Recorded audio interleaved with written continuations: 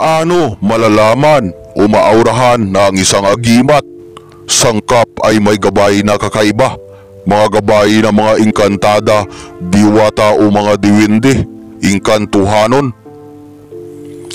Hello po mga kaibigan, kamusta po tayo? Welcome back sa ating YouTube channel.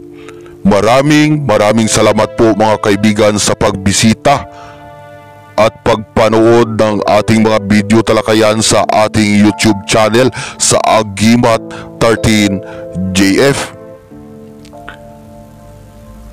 So mga kaibigan, may tatlong paraan para malaman, maaurahan kung may mga gabay ang isang sangkap, agimat. Mga kaibigan, sa step number 1 ay tinatawag ito na paglantaw. Ano ang ibig sabihin ng paglantaw?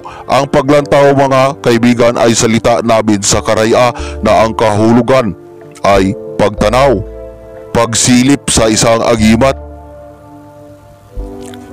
Tingnan mo ito sa paraan na kayo lang ng mutya ang nagkakausap, kasi kapag may makakita nito at masulay o mabugno o madisturbo ay hindi mabuo ang katawagan na aura, paglantaw mga kaibigan.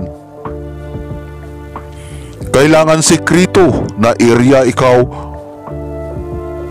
pumunta mga kaibigan o magsagawa ng aura na malalaman ang gabay.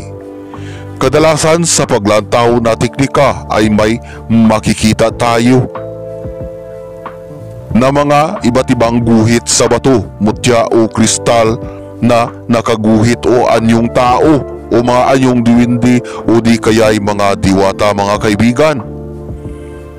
Yan po ay isang sinyalis, sign na ang sangkap ay nagpapahiwatig ng may napakaloob nitong gabay.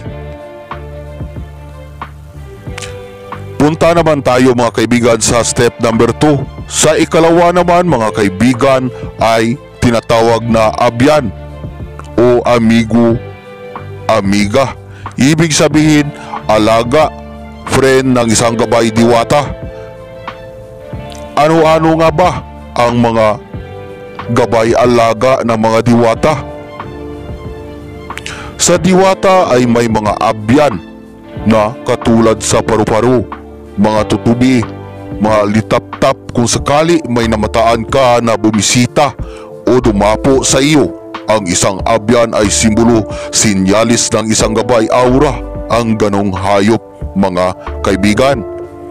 Pero kapag diwata ang gabay, kadalasan ay may mga paru-paro ang dumadapo o maaligid sa iyong paligid.